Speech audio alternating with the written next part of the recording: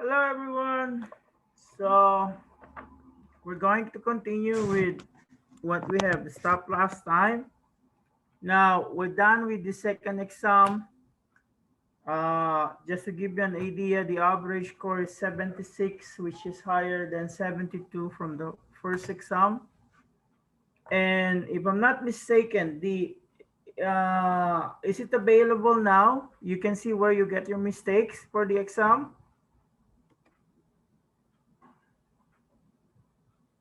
Because I think that's the best way for you to what we call look at where you got wrong.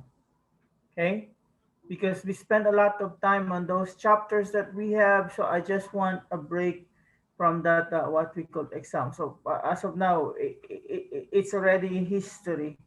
So maybe if we have more time available by the end of the semester, we can go back to that one to prepare for your final exam. Okay.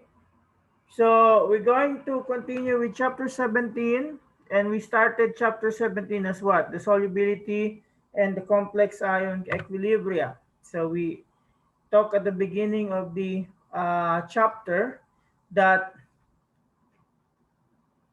the so-called insoluble materials that we have in Gen Chem 1 is not really insoluble per se, but they only have small amount of materials that dissolve. So if the term that we use solubility has grams per liters solubility, okay, the term that we use for insoluble is indeed milligram or less than milligram per liter solubility. So in any case, that means that they still dissolve, but at an amount that is less than the so-called soluble compound.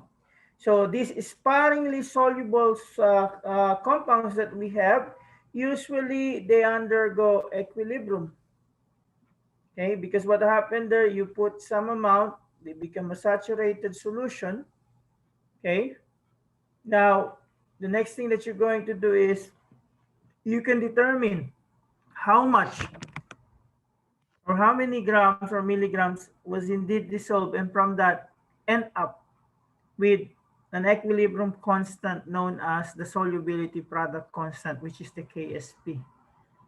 And what did we say about the KSP? Just like Ka, Kb, the higher it is, the more soluble the substance is, the lower it is, the less soluble. But we cannot use the value of the KSP to compare just any other compound. You have to make sure that when you compare compounds in terms of solubility, they have the same type of compound, like a positive one and a negative one charge of their ions. You compare it with another positive one and negative one, and you could say the higher the KSP value, the what we call the higher the solubility. The lower the solubility value, the more insoluble the substance is. And we have did calculations wherein we determine the solubility given the KSP, or we determine the KSP given the solubility. Okay? Did we do this part? Anyone? If you recall last week, this was a week ago. Yes, we did. Okay? We did that. So we did already this one. So this is an example of the so-called common ion effect. So what does the common ion tells us? That if there is a common ion that is present, is going to reduce the solubility of a given material. So be careful on that. These are what we call the multiple choice question. Okay, the true or false, the dreaded true or false thing. Okay. Now, what are the other types of solubility problem that we can have? So as I have mentioned to you, okay,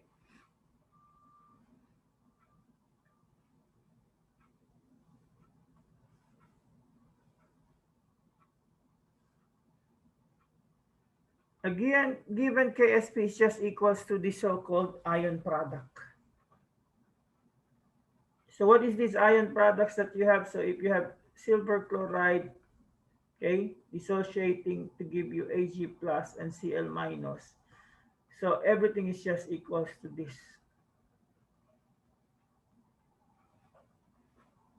Now, using this concept, you can also determine if, okay, you're given two mixtures of the ion. So let's say silver ion from another source and chloride ion from another source. So let's say this comes from silver nitrate and this comes from sodium chloride. So what's the what can you say about the silver nitrate and the sodium chloride? Anyone?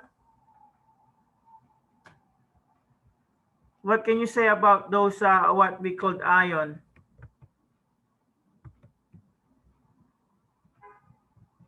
Hello? Their charges are even. Is the charges even? What else? Both of them are soluble. So what will happen? Okay, you add silver nitrate solution with sodium chloride solution, you form AgCl. But for this AgCl to form, it has something to do with the concentration of your silver ion and your chloride ion. Okay, the silver chloride will only form if the ion product, okay, is greater than the KSP. So the way that that you can determine this ion product here, remember your Q. Remember in your last exam you have a K and a KC and a QC. You remember that? So what's the difference between the two? So QC is just the law of mass action at initial concentration or at any given point in time. While Kc is the law of mass action during equilibrium. So their math is the same. Their only difference is when you get Qc and when you get Kc. Kc you can only get when the system is at equilibrium. Qc is you can get it at any time and usually the initial one. So try to look at these ion products as yours what we call Qc. Okay? So in the book that we use, we call it QC. In the other book, they call it IP. IP is what? Ion products. So what does it mean? If your QC or ion product exceeds your KSP, you will have precipitation. If,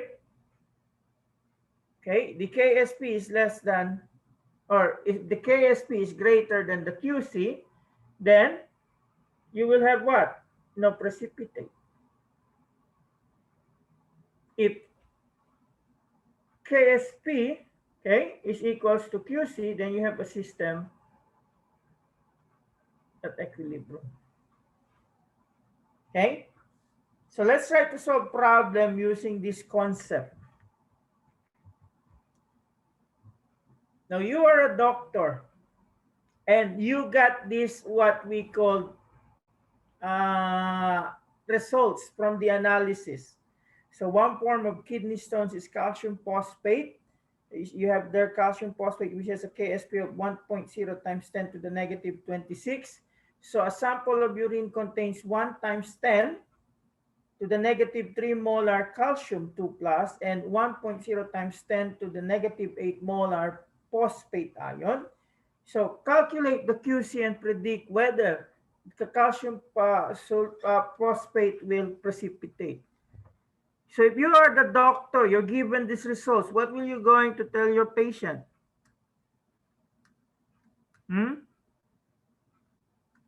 You might say, oh, chemistry is useless. Here's one example where chemistry is useful. Kidney stones.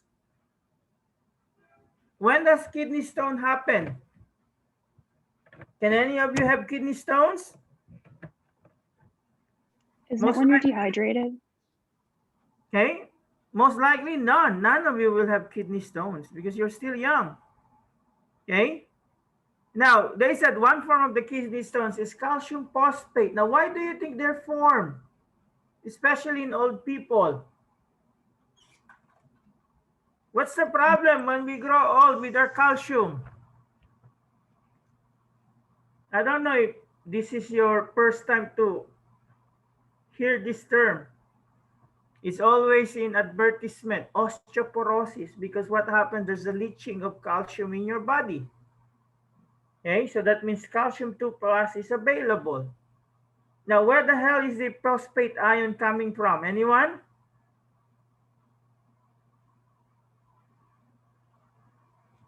Anyone?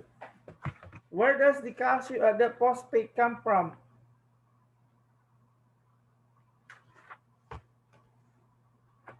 That's the buffer system in our body. Okay? So what happened here, if you're going to look at the reaction, your calcium phosphate, they usually dissociate to give you 3 calcium 2 plus and 2 phosphate ion. Now the question is, if you're going to write the KSP here, is those given amount enough, okay, for the calcium phosphate to form? So remember, calcium phosphate is what? Insoluble. So you're given the KSP here as what? 1.0 times 10 to the negative 26. Now you have the lab result. This is the amount. So if you are a doctor, because some of you wants to be a doctor, okay, emailing me, I cannot have a bad grade because I want to be a doctor. Hey, if you want to be a doctor, don't pressure me to give you a good grade. You study hard to get a good grade. Okay? I am not pressured if you're going to be a doctor. Okay? The more that I'm going to make sure you learn something. Because if I end up you being the doctor and I remember you, oh, I think I need to change my doctor. If you didn't do well in my course.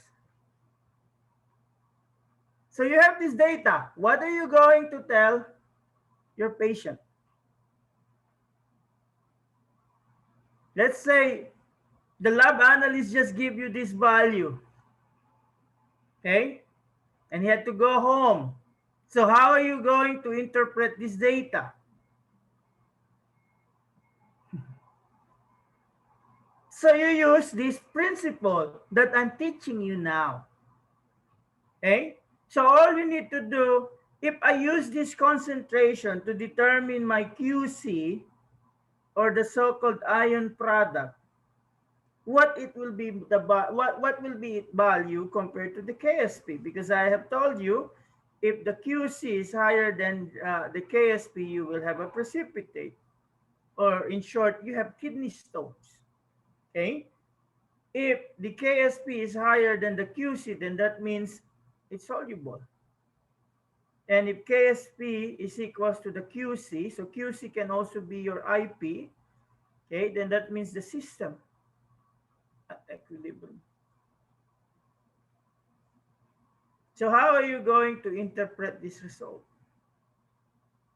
Okay, so all you need to do is put that number there, because that KSP that you have, that's also equals to the QC. That's equals to your ion product. So you put that number, so you have the calcium 2 plus here, and then you have 1.0 times 10 to the 8, negative 8, and that's 2. So what you're going to do?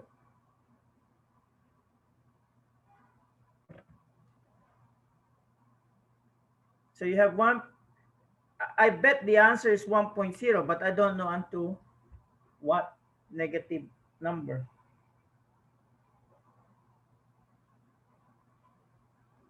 Hmm? So what's the answer? 25. 1.0 times 10 to the power of negative 25. So if it's negative 1025, how are you going to give the news to your patient? Hmm? Are you be like this personality in my mug? You're transparent. What are you going to say? I am your father. Sorry to say, what? You have a kidney stone. Kidney stones. So what are you going to say? Sorry to say, but you have, or congratulations, you have kidney stones. Okay? So based on this value, that means the patient has kidney stones. Now, what's the principle? Why you say there's what we call kidney stone? Because there's too much of either the calcium ion or the phosphate ion. And when you combine them, when you what we call combine the amount that you have, it exceeds the solubility product constant, making it precipitate. If the value is small, so that means it will not precipitate. Try to imagine your experiment one. You did barium sulfate, right? So you have a barium chloride and a sodium sulfate. So usually when you add more of one of them, you form more precipitate. Because that's the principle where the amount of your ions exceeded the value where they start to precipitate. So if you don't reach that amount, most likely you're not going to precipitate. Okay, so let's try another one. So this is a typical Gen Chem problem. So exactly you have 0.4 liters of 0.5 molar lead 2 plus and 1.6 liter of 2.5 times 10 to the negative 2 molar chloride. You mix it to form 2 liters of solution. So you're asked to calculate QC and predict whether lead chloride will precipitate. And the KSP of your lead chloride is 1.6 times 10 to the negative 5. You are really calculating here for KSP, but we don't call it KSP, we call it QC, or in some books you call it the ion product. Now, how do we know the ion product? You have to write the reaction.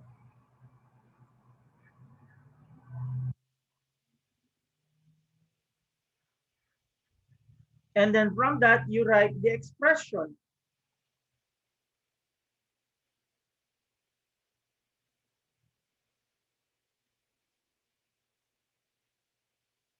Now, this value that you have there, you can call that the ion product because the KSP is just some sort of a number that you want to compare. If your ion product exceeds the KSP, so that means you're going to have a precipitate. So how are you going to solve for this? You have to determine how much of lead 2 plus do I have and how much of chloride ion that I have. Right? So if I have here lead lead 2 plus, so I have what? Initially I have 0.5, and then the initial volume that I have, this is similar to your lab, divided by the total volume.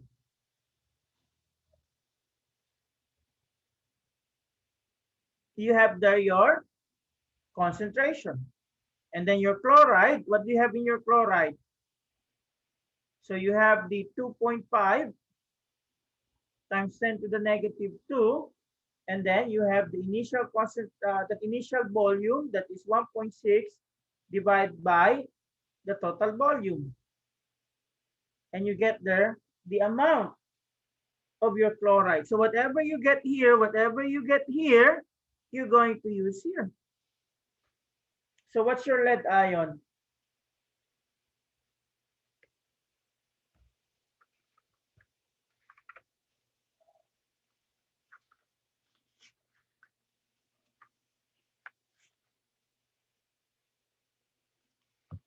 If you do the calculation, what's your lead ion?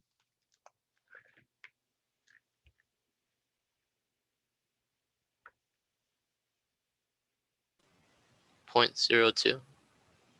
Okay, so it's 0.02. You see one here?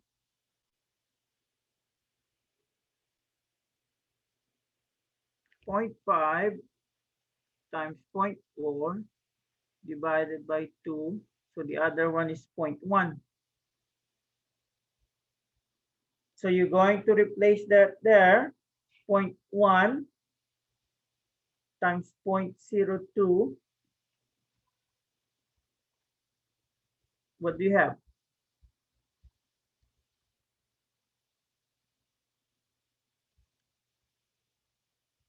So 1, 2, 3, 1, 2, 3.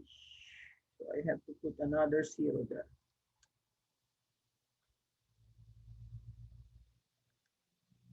So I have 4.00 times 10 to the what? Negative -5. 5. Okay, -5. So how is it compared to your KSP? Will a precipitate form? Will there be no precipitate? Or what happened? It'll form a precipitate. Okay, so since this is higher than your KSP, so you could say precipitate form, or a precipitate will form.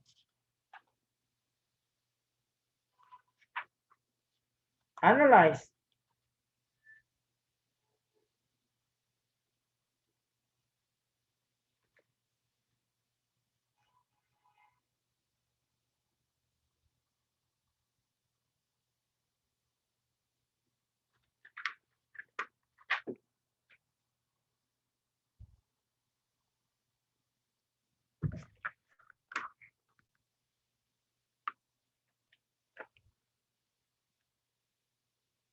So where is it applicable?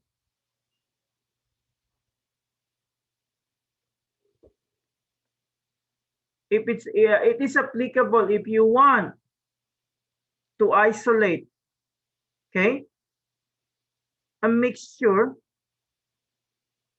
and you only want to isolate one of them. So you take advantage of the solubility.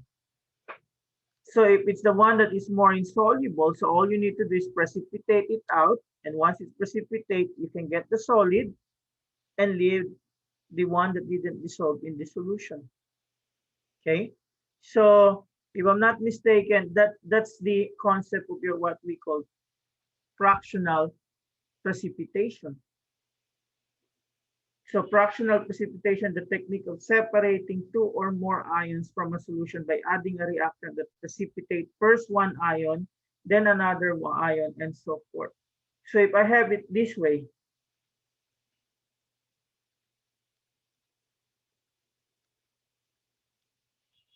which will precipitate first?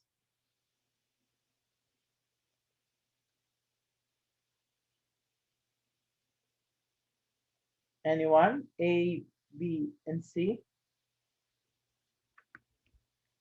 Which will precipitate first? You can put your answer in the chat.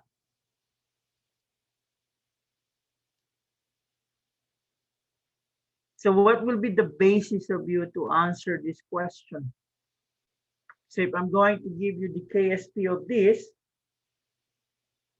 is how it looks like. Okay, from lowest to highest KSP. HGI, HGBr, and HgCl. So this is the highest KSP, and this is the lowest KSP value. So which will precipitate first? So those are the questions that will come out in your exam.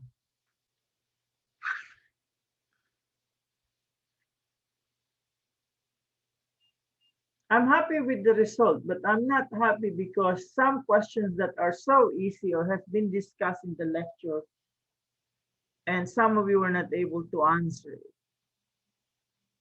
Okay.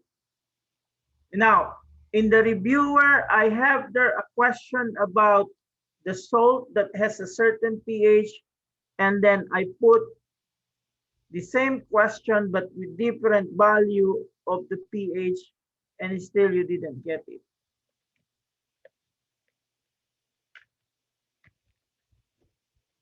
Okay. I'm happy for the two students who got 100, Rachel and Ali. Okay. But I would be happy if you're going to do much more better, because I think I have enough material. This has never been done in my Gen Chem 2. The only reviewer that I have is the set of reviewer that I posted at the beginning of the semester. But I put the reviewers from the reviewer chapters, okay, the answers to the reviewers chapters. And in addition to that, I never posted additional slide in chapter 16, which I posted, the slide lecture or the slide PowerPoint. Okay. I'm happy your score you improved, but I expect a much better what we could score as much as possible. So which is the answer here? Okay. So if you are asked which one is the first to precipitate, it's the one that has the lowest KSP. So what do you do? So for instance, let's say all you have is KCl, KI, and KBr. So what you're going to do, both of them in the mixture. So you're going to add small amount of your silver ion. So the first one to precipitate is your silver iodide. And the next one, okay, is silver bromide. Now, silver bromide and silver iodide can co-precipitate, but not after silver iodide. Okay, you cannot have silver bromide precipitating first, then silver iodide. It is possible that silver iodide is still precipitating and your silver bromide starts to precipitate if the concentration that they have there is so much. Okay, and the last to precipitate is your silver chloride, because that is the one that has the highest solubility, which means that's the most soluble. And this one means this is the most insoluble. So that's how your fractional precipitation is. Okay. So if you're just after iodide, so you're just going to put a condition wherein you just precipitate iodide. So that's one application that they have here. Okay. Using the application of this chapter in your chapter 13, which of the following will precipitate? And the one wherein my whole lab class has the same answer in the theoretical questions that was posted there in the lab report. You remember that? Maybe I'm going to use that thing here as a learning experience, so you will see what happened.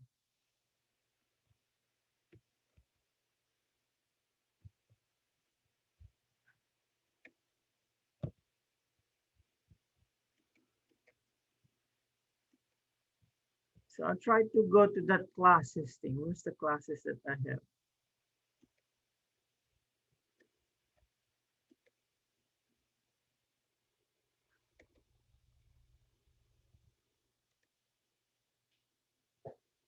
And let's try to answer it.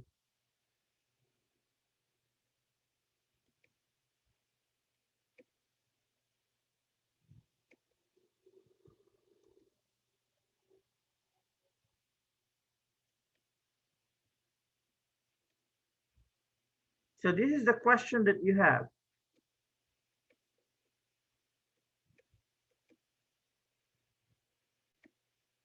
Because chapter 13 is an example on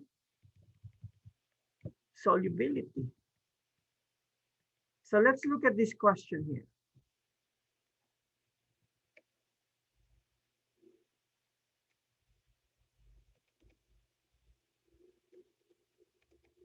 So a solution may contain silver, lead, and mercury ions. A white precipitate forms on addition of 6 molar HCl. So what does this mean? It can be any of the three. Okay. Now the precipitate is partially soluble in hot water. So what does it mean?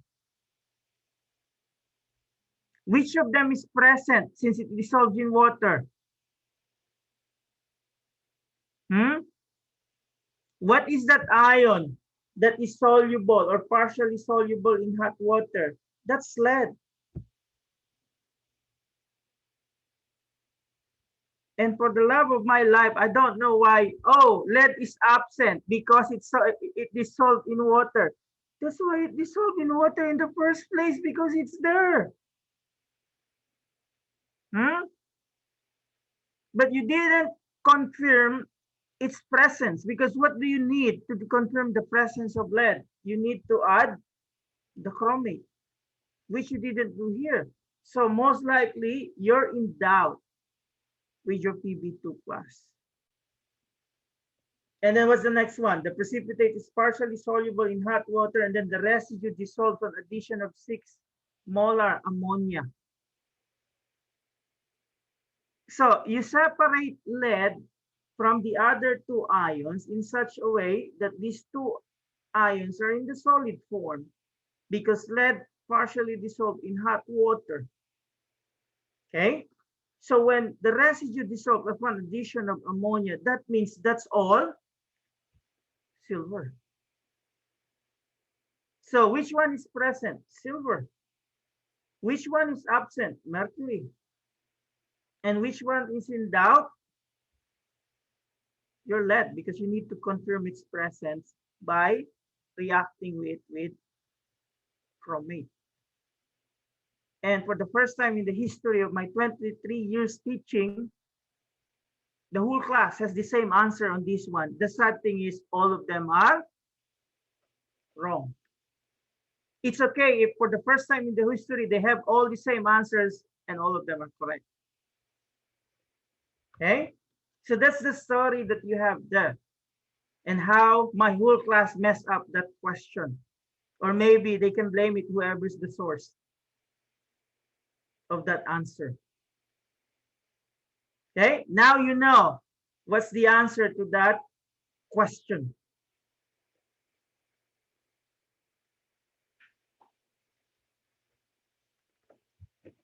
That's why I refresh it to you. Okay, because that will go back down in my history as, I think, one of the most memorable day as a lab instructor where the whole class messed up with the question.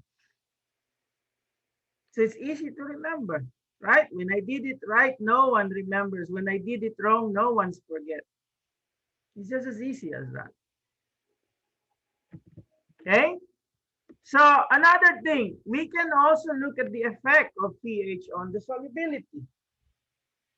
Because some, we could say, compound, they are affected by solubility. Like for instance, if you have magnesium hydroxide, so it will dissociate to give you what? Magnesium 2+ and hydroxide ion.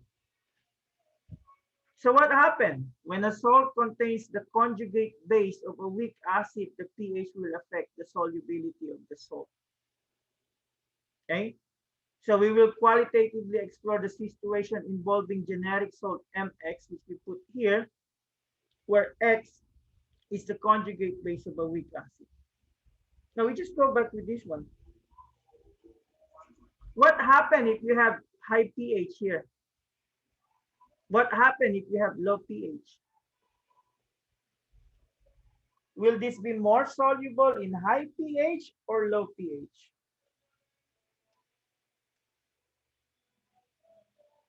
So high is what? Clap, and then low is what? Is that approved or thumbs up? Let's see. What do you think happened to magnesium hydroxide at low pH? Okay. What do you think happened to the magnesium hydroxide at high pH? Where do you think more magnesium hydroxide will dissolve? At high pH or low pH? At high pH? Okay. How about the others? Where will, in what conditions will magnesium hydroxides dissolve more? You follow the sign that you have there, the clap or the approve. I'm going to stop the share so I can see all the things that participates. Okay. Where will magnesium hydroxide dissolves more, at high or low pH? So all of you are giving the what? The clap sign. But is that what happened? What happened at high pH? What happened to the hydroxide at high pH? Anyone? At high pH, the hydroxide also increases. So what have you learned from Le Chatelier's principle? If this one increase, what happened? Which equilibrium shift is favored? That one. So if that is favored and that is your answer in the exam, you got wrong. Because at high pH, the magnesium hydroxide will be less soluble. It will not dissolve more. Do you get the explanation there? At low pH, you have what? More H plus. Okay, so that H plus can react with your hydroxide. And since you have low hydroxide there, the reaction will favor the forward reaction. So you're going to have more magnesium hydroxide that is being dissolved. Is that clear? As the acid concentration increases, acid concentration is the H plus. Your X minus, which in this case is your hydroxide, reacts with your hydronium ion, reducing the X minus, and then more of the MX dissolves. That's the effect of the pH. Okay. So let's try to do it maybe on another example. So there's no calculation. This is just more on what we call concept. So consider the two slightly soluble salts, barium chloride and silver bromide. Which of these would have its solubility more affected by the addition of strong acid? And would the solubility of that salt increase or decrease? So you have BaF2 versus silver Br. So how are we going to see which one will be affected when you add strong acid? You let them dissociate. And once they dissociate, you have to determine what's the sources of the what we call ion. So you have an F minus and a Br minus. Where does the F minus came from? Most likely HF, and it is a weak acid. Where does HBr come from? HBr, and most likely it is a strong acid. So what do you think is more affected when you put an acidic solution there? Anyone? Barium fluoride. Okay. Is it the barium fluoride? Okay. So between the two, since this is the one that comes from the weak acid, when you make it more acidic, this is the one that will be affected. So what will be the effect? Will the solubility increase or decrease when the solution was acidic?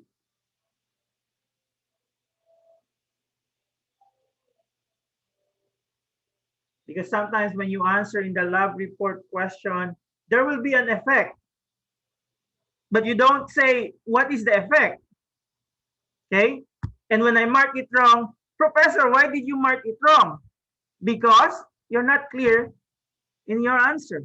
I know that there will be an effect. So don't tell me that there will be an effect. I want to know what is the effect. So what is the effect of the solubility of barium fluoride when you add an acid? Will it be more soluble or less soluble?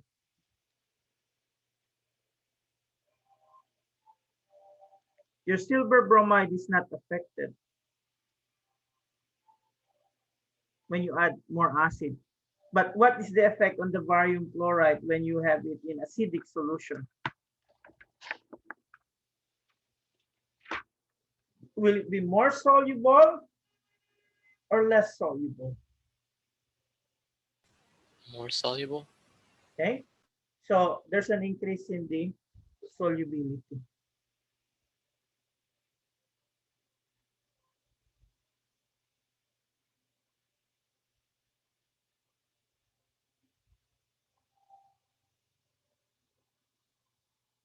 Because what will happen, the F minus there, you add an H plus, it will give you HF.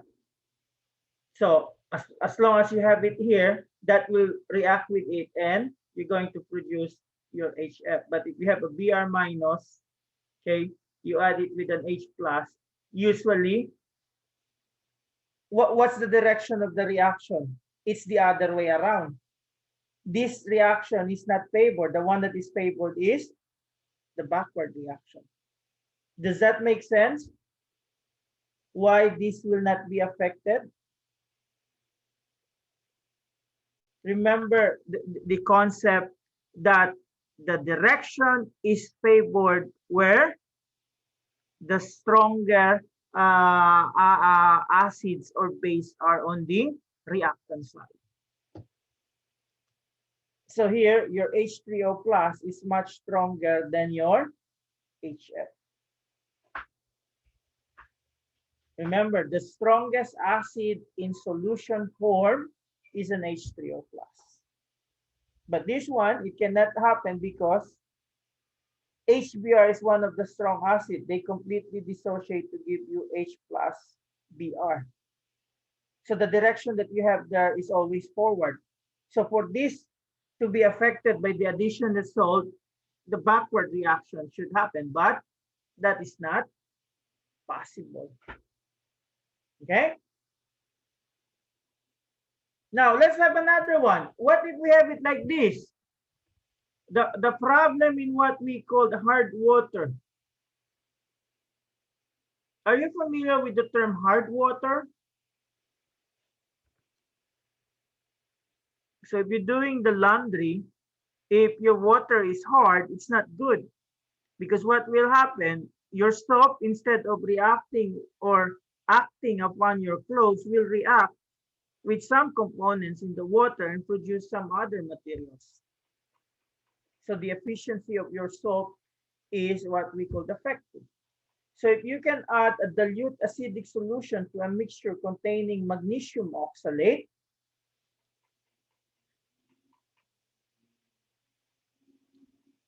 magnesium C2O4, okay, and calcium oxalate, I think I have something. So which of the two compounds is more likely to dissolve? So in terms of KSP, which is more soluble? Magnesium oxalate or calcium oxalate?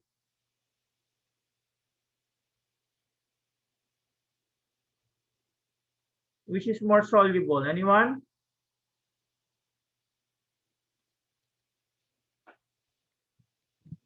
Which is more soluble between the two?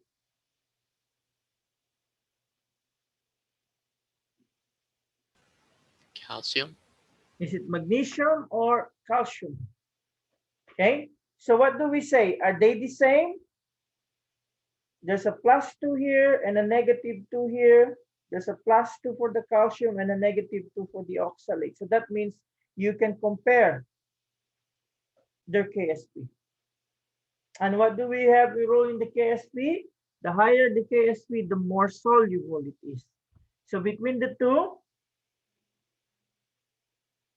magnesium oxalate is more soluble. Okay?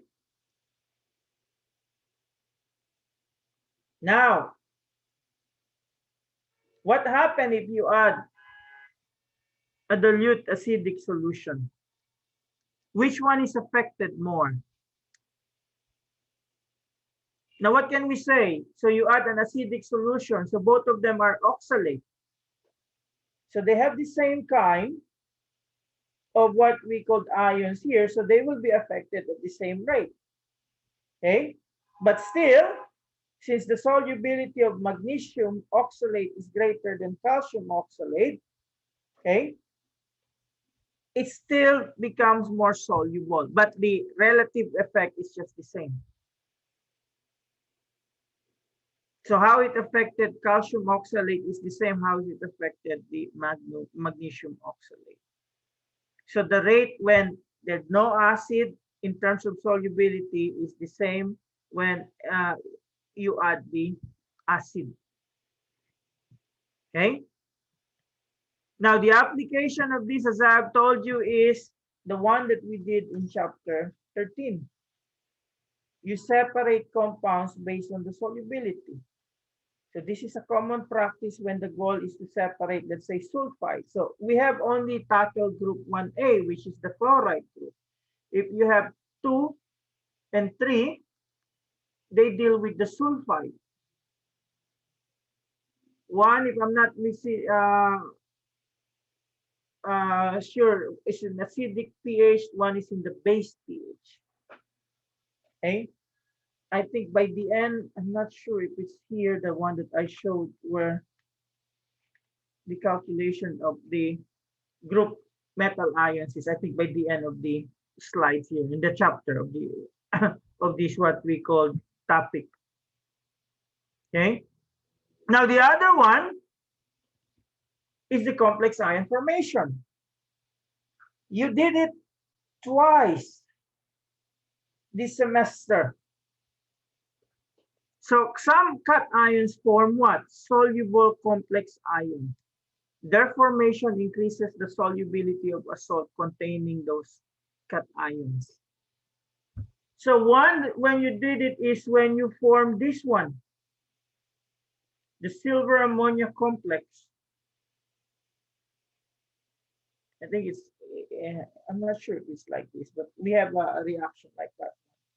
So you did it in chapter 13. And what's the other one? What's the other complex ion formation that you did? Anyone? My lab class? What's the other reaction that we have this?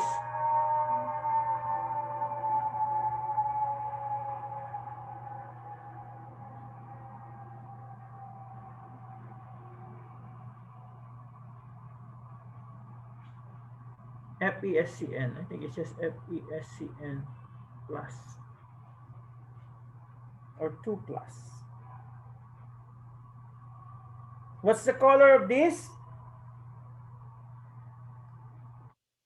This is what? Favorite British expression. Bloody red. Both of these are colorless. Okay. So this is a complex. How do you know you have a complex? You have a charge. And usually if you have a complex, most likely it is soluble. Okay. So remember, you separate the silver chloride mixed with the mercury chloride. by adding ammonia. The ammonia forms the complex, so the silver chlorides remain solid.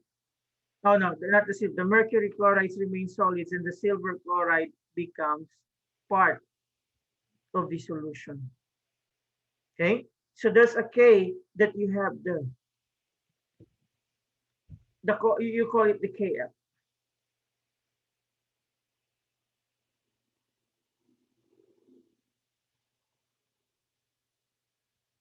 And the experiment 17, if I'm not mistaken, that is really a complex ion formation.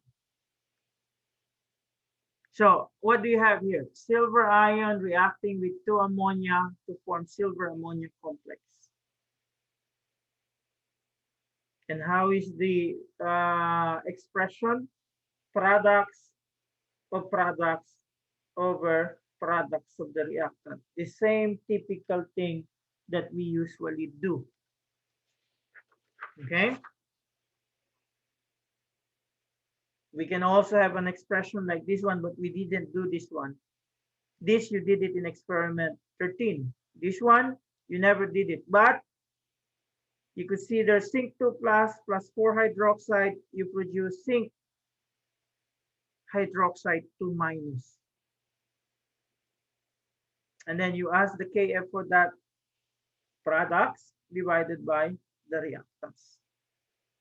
Now, unlike the other K, Kf is unique. What makes it unique? Anyone? If you look at the value. What makes this unique?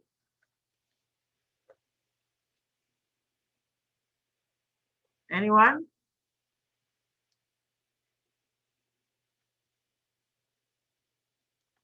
So what's the K that you have now? Kc, Kp, Kw, Ka, Kb, Ksp, Kf, right?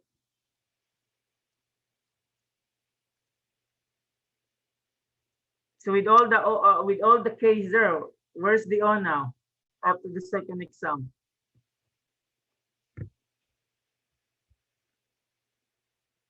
Is the O still after K or is already before K?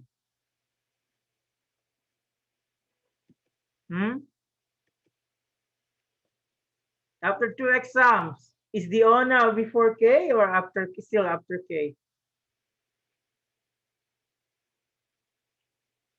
Now, all of these values that you have here, Kw, Ka, Kb, Ksp, all of them are usually 10 to the negative. But if you're going to look at the Kf, it's 10 to the positive.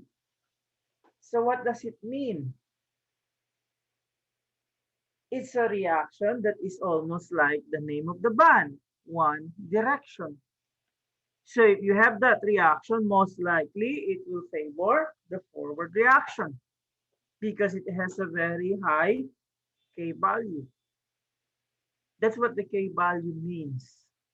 K is a measure of the ratio of your products over the reactants. The higher the K, that means you have more products. The lower the K, okay? Well, it depends how low it is, okay? The lower is the ratio of your products with your reactants. Now, let's look at the problem because you might encounter this in your OWL. So what is the concentration of silver ion in 0.0001 molar silver nitrate? That is also 1.0 molar cyanide. Kf for your silver cyanide complex equals to 5.6 times 10 to the negative 18. So what are we going to do here? Maybe first, there's an unusual calculation that you have here. Okay, so the first thing that you're going to do is write the reaction. So you have silver ion reacting with Cn minus 2Cn, producing silver Cn2 minus.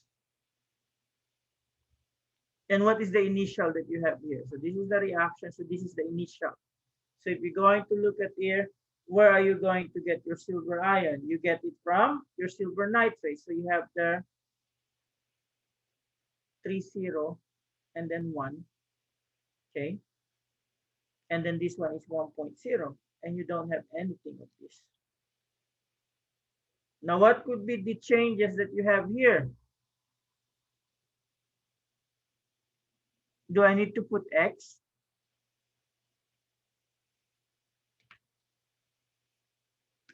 Maybe yes, but I know what's my X. What's my X? Anyone? What's my X here?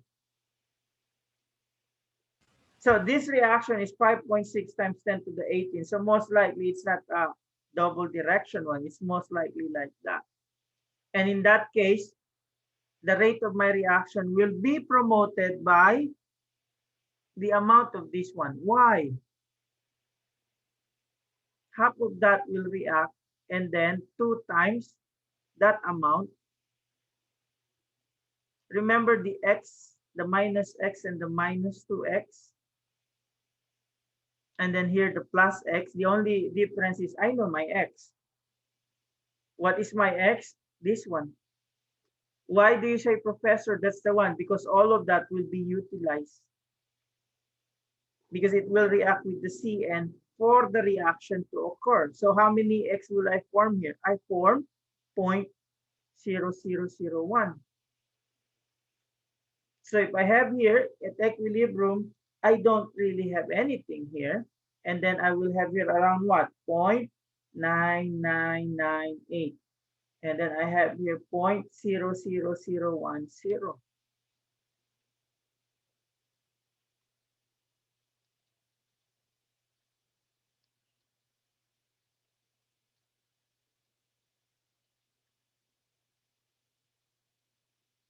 But the question, did silver ion really use up?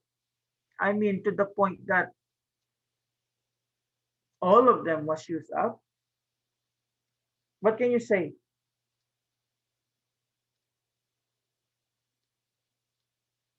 Because the one that's being asked is, what is the concentration of silver ion?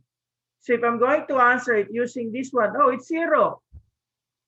All of them was used up. But the question, was all silver ion used up? Remember, we are in an equilibrium system. If you say it's used up, then you're done. But you don't apply the concept of equilibrium. Because that statement is only true if you have a one direction reaction. So how are we going to calculate now for the silver ion? What do you think I'll do? I'm going to reverse the reaction. So the silver nitrate that I have, it can form or it can dissociate to give me a silver ion and a cyanide. And then what do I do? Initially, I have the 0.998 that I have there. And I thought I don't have any more silver ion. Okay, I put it that value also. Wait, I think I'm making a mistake. This should be here, 0.9998, and this is a 0.0001. So I just continue what happened here, but I reverse the reaction. So what is the changes that I have here? I have minus X here, I have plus X here, and I have plus 2X here.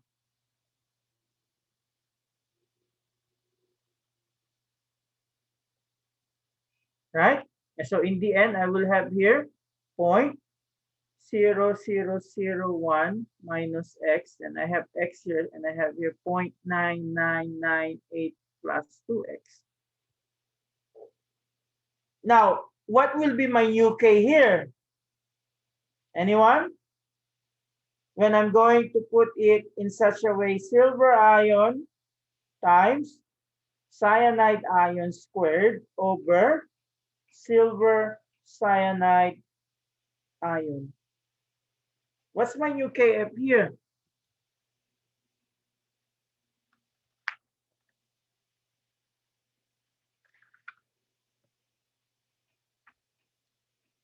So my new Kf here is just the reverse of my Kf. So I have here 1 divided by 5.6 times 10 to the negative to the 18. And that is equals to x times 0.9998 plus 2x over 0.00010 minus x. And I can make the approximation that this is just like this, and this is just 0.9998. So you're going to calculate for x. So what is 1 divided by 5.6 times 10 to the negative 18? Not negative, 18 only. 1 divided by 5.6 exponent 18.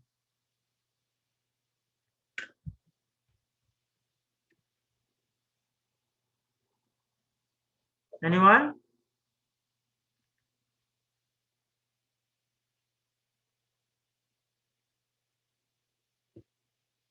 What's the answer that we get? 1 divided by 5.6 times 10 to the negative 18. I get 1.8 Times 10 to the power negative 19.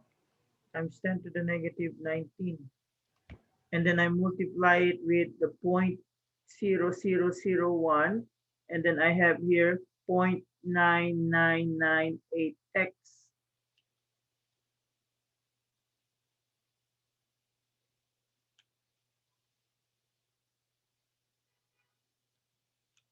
So I will have around x is equals to 1.8 times 10 to the negative 23. So what can you say about that value?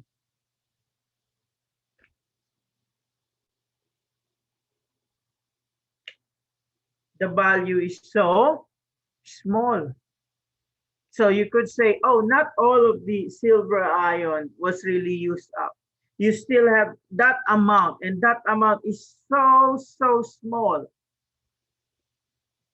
Just to tell that the system is at equilibrium.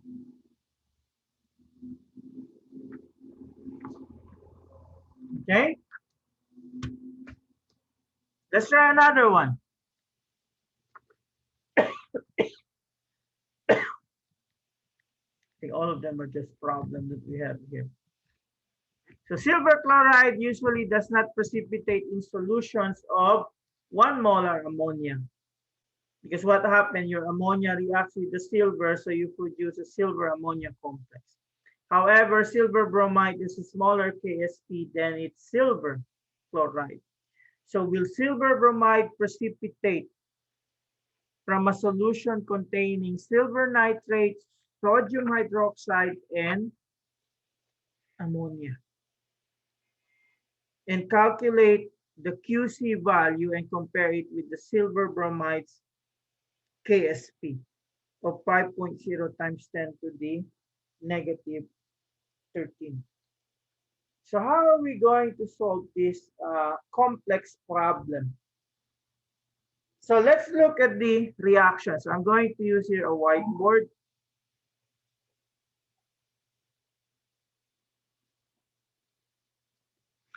So what do we have in the reaction? So we have the silver reacting with ammonia. And what do you produce? You have your silver ammonia complex. So what's the initial one if you're going to look at the problem that we have? If you're going to look at the problem that we have, 1 molar ammonia, and then silver nitrate, which is 0.01. So we go to the what we call whiteboard that we have. So this is 0.01 and this is 1.0. You don't have any of the silver ammonia complex at the beginning. The changes that it has, all of the silver ion reacted. Okay. And that's the same amount that we're going to consume your ammonia times 2 of it. Right? And then you form plus 0.01. And then this one, you don't have anything. You have 0.98 of this and you have 0.010. So that's, we could say, what happened. So what is the given information that we have here? So the silver ammonia complex concentration that we have here is 0.01. And the ammonia that we have is 0.98. So we flip it again, like what we did.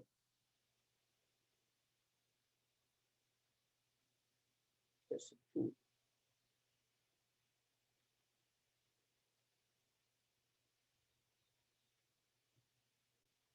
And then we go use that value, 0.01 here, 0.98 here, and we don't have anything here. And what do we do? This one minus x plus 2x. And then we need to get the KD. What does D stands for here? Anyone?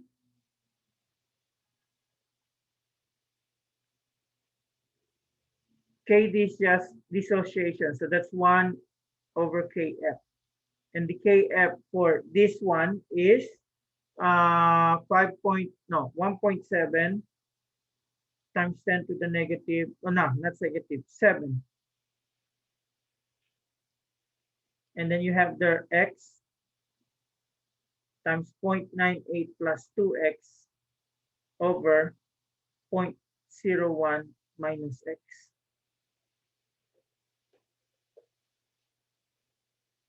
So what do? We solve for the x value. So you follow the assumption here, just like what we did before. This is just 0.98 and this is just 0.01.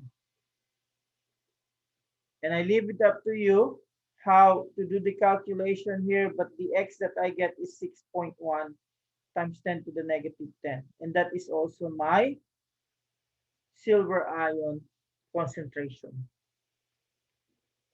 Now, what happened when I have this silver ion? Because if you're going to look at the question, will silver bromide precipitate from a solution containing silver nitrate, sodium bromide, and ammonia? So what I did there is just, okay, how much silver ion do I have? Because I'm going to multiply it with the bromide ion that I have and see if the ion product is greater than the KSP, or the ion product as we call the QC here. And once we have that, we're going to compare it with the 5.0 times 10 to the negative 13. So we already get the silver ion as what?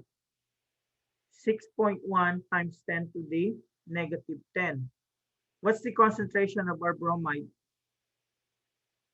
Isn't it just one also?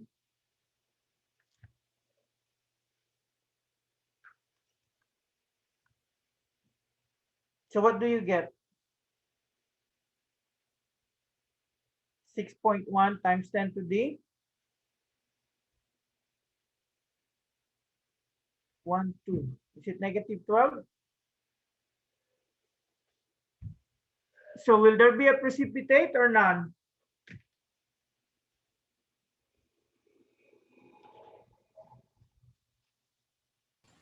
Will there Yeah, be they a will. precipitate? Yes. Is this higher Then this one, the answer is yes. So there will be a precipitate. Okay. So I'm not going to discuss this one. Maybe I'll just give you the slides answer to this one, just in case there's a an owl question to this thing, because I don't give calculations of this type. But the one that I want to end is, where is the applications of this solubility, product constant, and complex ion formation? And as I've told you, that's your qualitative analysis. In experiment 13, you take advantage of the solubility to separate your lead from the silver and the mercury. And then you take advantage of the complex ion formation of your silver with ammonia to separate it from your mercury. Okay, so if you're going to look at the groupings that we have, so we only do group 1.